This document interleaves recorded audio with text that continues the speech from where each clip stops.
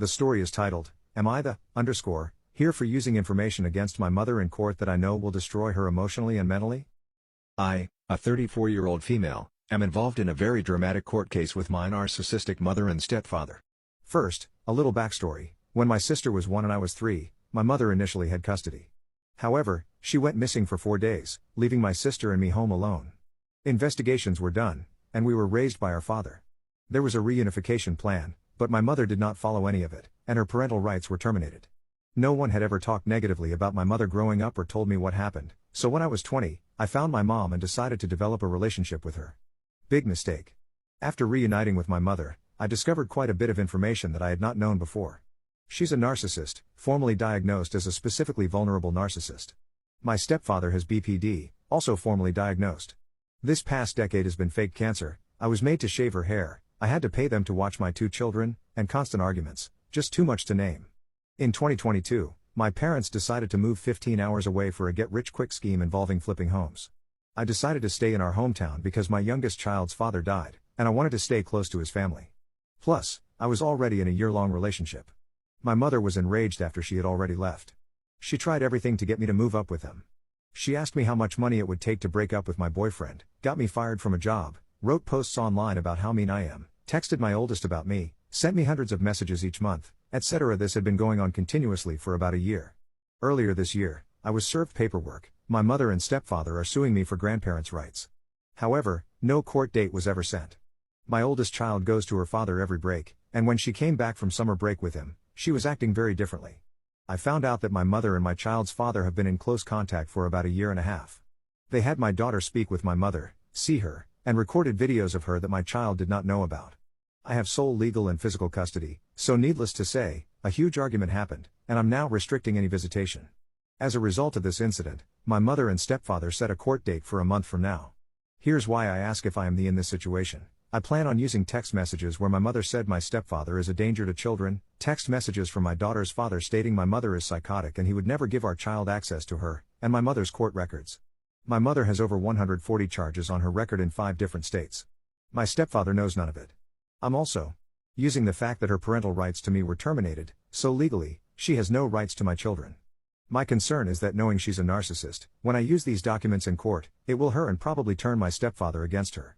I do worry it's going to trigger a horrible reaction from my mother, possibly the worst. I wish my mother no harm, I just want to be left alone and protect my children. I've been no contact this whole time, hoping it would stop, but it hasn't. I'm feeling so conflicted. Absolutely not the in this situation at all.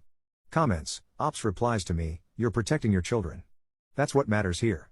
You're not using information against her, you're basically presenting the truth about who she is and why she shouldn't have access to your children.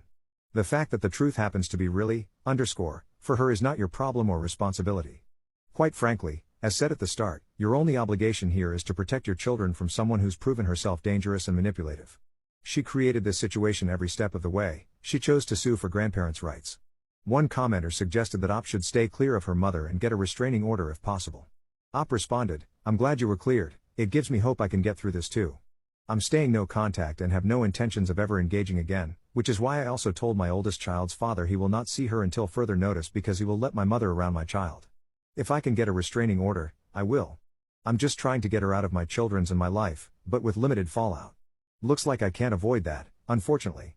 Another commenter said, this is your child. I don't give 2 craps about your mom or her feelings. Also, warn your lawyer, she will lie her off and probably already has in the deposition. I might have missed if your dad is still in your life, and if yes, he might have some skeletons to help you. You don't want some left-wing judge saying he made one mistake and is giving her visitation. You want to show how horrible she is so that she will give you a restraining order so she can't contact you or your child and limit any contact with the father of your child. If he didn't know your mom was nuts, then maybe let him start off slow again. Op replied, I already warned my lawyer. I asked my dad if he knew anything, and it wasn't too much more than I already knew, so I hired a private investigator, and that's how I found out a lot of the charges. Unfortunately, my child's father knew everything about my mother already and let it happen anyway. I have evidence that my mother paid my child's father in order to see my child. It's a whole mess. A commenter asked why Op remained in contact with her mother once she discovered her issues. Op said, I often ask myself the same question. I've never dealt with anyone like her before. And I never lived with her, so I didn't experience a lot of this wrath until I defied her wishes. I wasn't raised around her family, so I didn't know anyone else's experience. I also didn't know a lot of the criminal stuff until I hired a private investigator. The mental illness stuff should have scared me more, but at the time, it didn't. Now that I do know everything, I can never let my kids near them again. Another commenter expressed curiosity about why Op would even care what effects this would have on her mother. Op explained, I didn't specify in my post, but I have 2 half-siblings from my mother that are being put in the middle of this as well. Part of me is concerned that my mother will destroy my relationships with my half-siblings, who I am close to. My mother is the type of person who would attempt and write a note saying that I made her do it. But I do not want my mother in my life, I do want my half-siblings. I guess I just need to put that concern aside and maintain focus on my kids. Op elaborated on her state and the grandparents' rights, saying, my state is a little different. They only have to prove that they've had contact with my children in the last 3 years, so the time is almost up, which is why the case. My number and my kids' numbers were already changed at the start of this.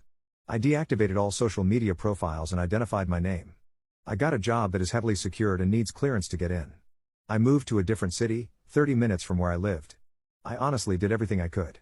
My child's father was the problem, but I had no idea he was going behind my back and keeping contact.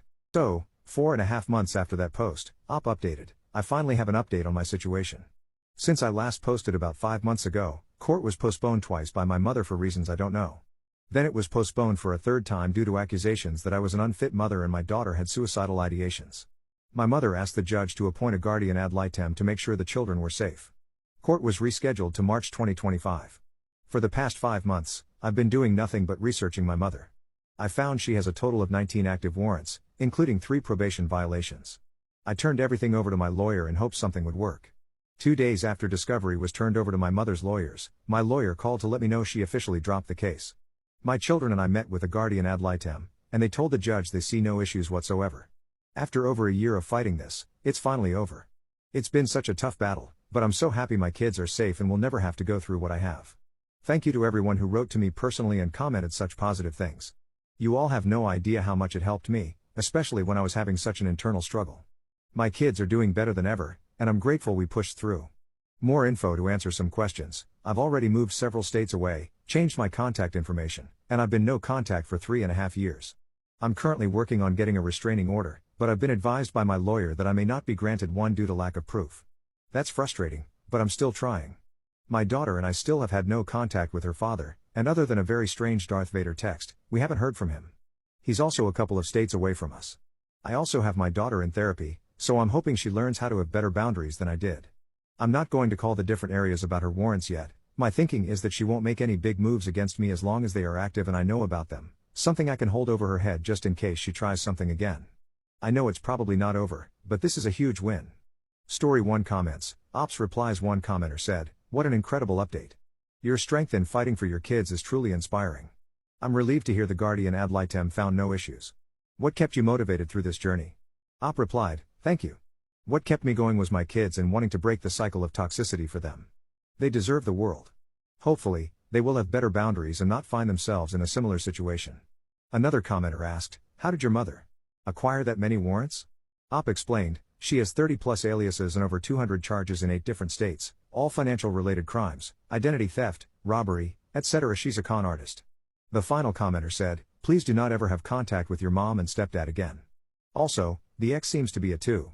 If your mom starts harassing you, just make sure to document, video record, and file a restraining order against her, including your kids. That would be best. Another commenter suggested, contact all the venues for which she has warrants and tell them where she is. Let them take care of it from there. Holy moly. Now, I'm going to turn this one to you guys. What do you make of this situation? Let us know your thoughts down in the comments below. Now, let's move on to another story.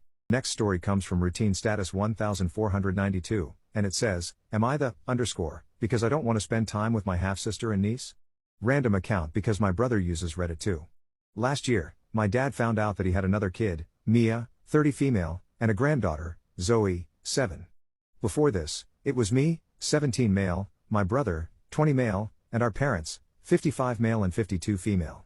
Apparently, he just had a fling with Mia's mom when he was in college, who ghosted him and never told him about being pregnant. Since finding out, it's all my dad talks about. He and Mia texted and called for a couple of months, then she let him meet Zoe over Zoom. Last summer, they came to visit us. We live in a big city, and they live a couple of states over. My brother was at college, but he even drove back for a weekend to meet them too. Everyone was so excited except me. No one acknowledged how weird the whole thing is. Mia's nice, I guess, but she kept saying how she's so excited to have a family for her and Zoe. I guess her mom's not in the picture. My parents wanted to show them around our city, so anytime I didn't have school or practice, I was being dragged around doing things for tourists and kids. That was the thing that got on my nerves the most about that trip. Mia's kid, Zoe, was so excited to have a nan and pap and kept calling me Uncle Op. They even came to one of my soccer games that weekend, and she ran up after in front of my friends to hug me and tell me that she wanted to play soccer now too because her uncle is on the best team.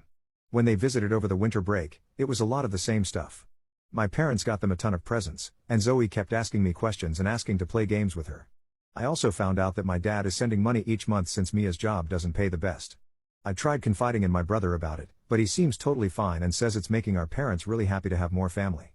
Anyway, my dad just told me they're coming up again in a couple of weeks, and I snapped. I admit that I raised my voice a bit and asked why he cares so much about people he met less than a year ago.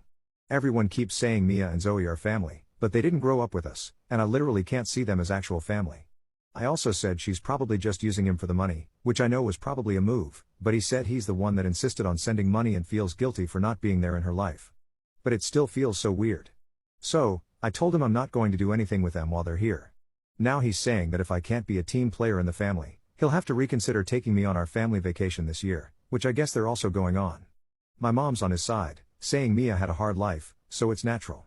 She's excited to have a family and that she loves having more girls in the house every once in a while. My friends are the only ones on my side. They said they'd find it weird if random people just showed up one day to be in their family. Story 2 comments. The first commenter said, "You're the _. Understand this can be a hard adjustment. You're not the baby anymore, and that can seem jarring as a kid in the picture when you're used to being the youngest. But here's the thing, you're still acting more like the baby than the actual 7-year-old. Like it or not, they are family, maybe not your family if you don't consider them as such, but they're your dad's family, your mom's family, your brother's family, and by proxy, you're involved. They have done nothing wrong except act like a family. Your parents and brother have done nothing wrong by welcoming them as family. Saying Mia is using a father for money is an _ move, and you owe them an apology. You need to self-reflect and realize why this is pressing you so bad. Talk with your parents, the school counselor, ask for therapy, anything to figure this out. Again, having conflicting emotions over this is valid, but the way you're acting is not. Identify the problem, and note the problem isn't Mia, it is within you." Another commenter said, "You're the _." They asked why Op cares so much about people he met less than a year ago, and then said, "It's his kid and grandkid, of course, he cares." They added, "There's no need to lash out because you're having trouble with this. There are other ways to express yourself." Another commenter said, "I'm not going to call you an _. You're 17 and having trouble dealing with this new change. You can't take it out on others, though, especially not letting Mia and the kid know about any of this. Simply ask your dad to take this slow and not force you to be around them. That ain't magically going to make you like them. Sure, this isn't about you, but you're also the one dealing with this change, so it's not fair to ask you to just it up." Another commenter asked, "You said that since he found out, Mia and Zoe are all he talks about. Is that still true, or was it only true for a couple of months when he was reeling from the life-altering news that he had a kid he's never met? If it's still true, then I give you a bit of a pass. No one is great at communication at your age. If your dad found his footing and is back to normal, interested in your life, paying attention to your decisions, giving advice for your future, showing up for your game, showing up for you outside of general family time, is it just that you literally don't know them but everyone is acting like they do? Is it just that it takes you time to warm up to people, and no one is respecting that? What is it really? To leave your family vacation is a move, so I guess you come by that honestly. Even more so if he actually does it, you'll need to have multiple conversations about the situation, probably with a therapist, because, as I said above, it's going to be hard for you to really articulate how and why you feel like you do. If he doesn't listen to you or continues to dismiss how you feel, then that doesn't mean that I think he's wrong for accepting his daughter and granddaughter with an open heart. Your mom and brother aren't wrong for not finding the situation weird, they're allowed to feel how they feel. You don't get to dictate that any more than they do for you. Came in with an update, thanks to everyone who gave me actual advice rather than just calling me a spoiled _ about the situation. With no further comment, I was actually able to think through my emotions and formulate a plan forward.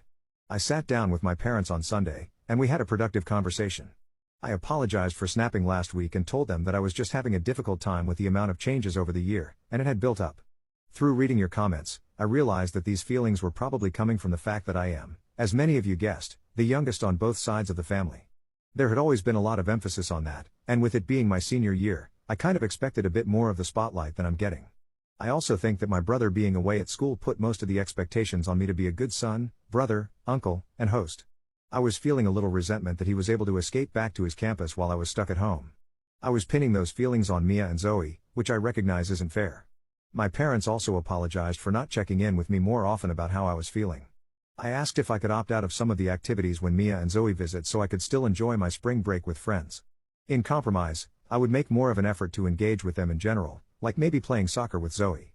Ultimately, I've realized that my sister and niece aren't going anywhere, and I have to sort my feelings out about that. I do think me going to college in a couple of months will give me my own space, but for now, I will try to make more of an effort to integrate them into my life. Top comments on Story 2. One commenter said, "Nicely done. Seriously, good job. You're a good soul, kid." Another said, "Op handled the situation much better than most of the adults." A third commenter added, "You seem like a really sweet kid that just needed some guidance. The amount of self-reflection you've done is admirable. Proud of you, stranger." The last commenter said, "You're doing amazing. I know it's hard, but you're doing great. Yes, your first response to them wasn't the greatest, but what matters most is that you're learning. Even though it may seem easy for them sometimes, it's also hard because you see the life you missed out on. Just keep trying, and you'll succeed." If I'm being totally honest, I really felt for Op after that first part of the post, especially after some of the comments. I did get where the comments were coming from, all the underscore in it, but it was a huge change for Op, wasn't it? I was like, didn't the parents talk to Op about this and how it's affecting him in some kind of way? Maybe they did, and Op just didn't mention it. But that kind of struck me as not really fair on Op. At the same time, casting myself back to being a 17-year-old, you're trying to deal with school. For me, at that particular point, I'm not sure if it's the same with Op, but I'm assuming somewhere that you've got exams to deal with. There are all sorts of different things, and just slowly transitioning to an adult at the same time is difficult, man. So, I totally understand why Op was out of sorts about it, but their update was really, really nice. I thought to take that self-reflection and receiving that verdict that they did and just take a step back and really think about it. So, good on Op in this situation. Absolutely. But what do you guys make of this one? Let us know your thoughts down in the comments below.